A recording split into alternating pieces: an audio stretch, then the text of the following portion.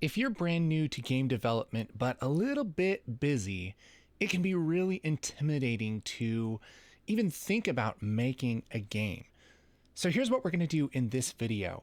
We're going to jump in and we're going to get messy and we're going to have fun just kind of starting a game. And I think this is going to be helpful and encouraging for you. And I want you to follow along with me and do this with me, because I know this will get you unstuck a little bit. All right?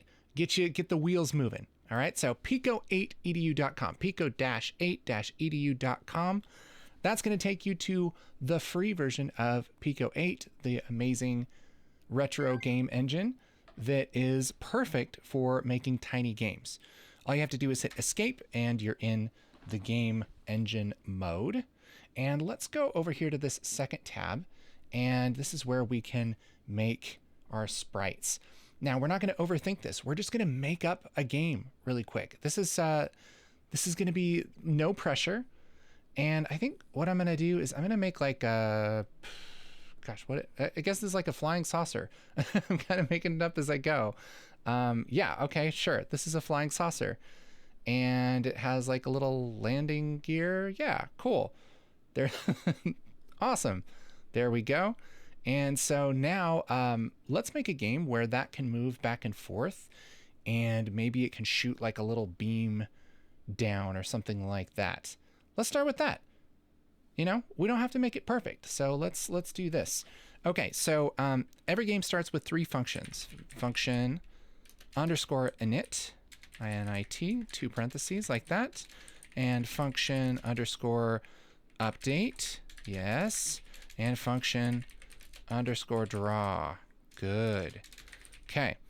Well, what do we know so far? Well, we know that we want to clear the screen, CLS like this, and we want to put in our sprite. So SPR, and this is going to be which sprite? Sprite 1. Okay, it says 1 right here. So let's say sprite 1. Okay. And if we hit Control S and Control R, that's going to run it. And look at that. There's our guy right here. Okay.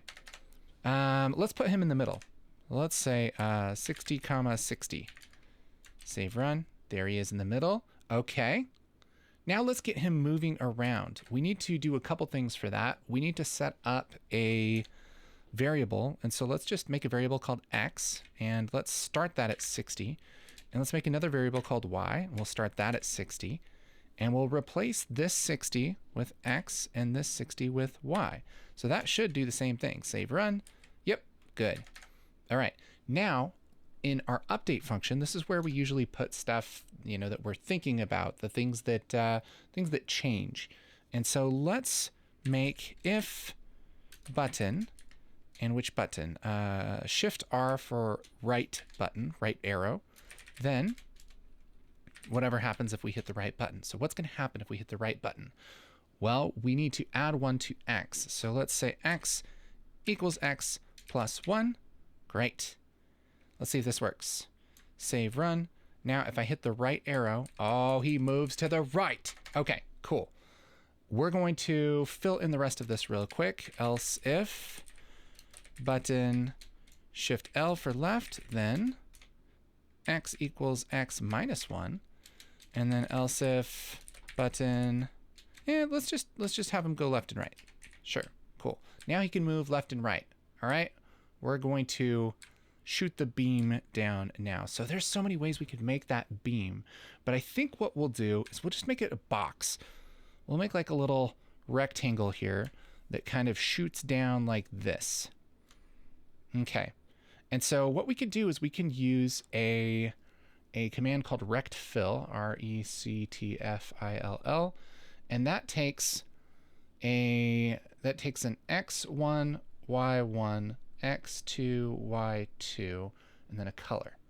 All right, so X1, Y1 is going to be here, and X2, Y2 is going to be here. So we need to tell it which little places this is going to be, and then what color to make it inside of those parentheses. So let's do that.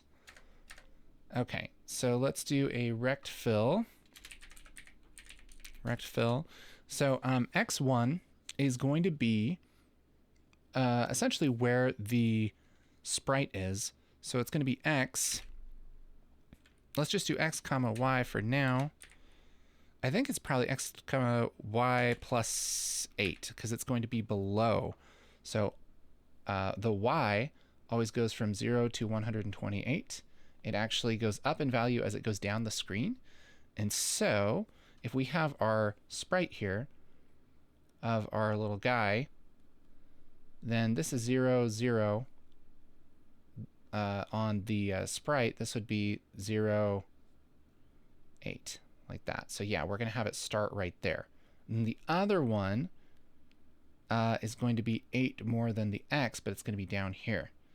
Okay, so that means that we're going to say x plus 8, and then the y is going to be 128, because that's just going to be at the bottom of the screen. We just want it to shoot all the way to the bottom of the screen.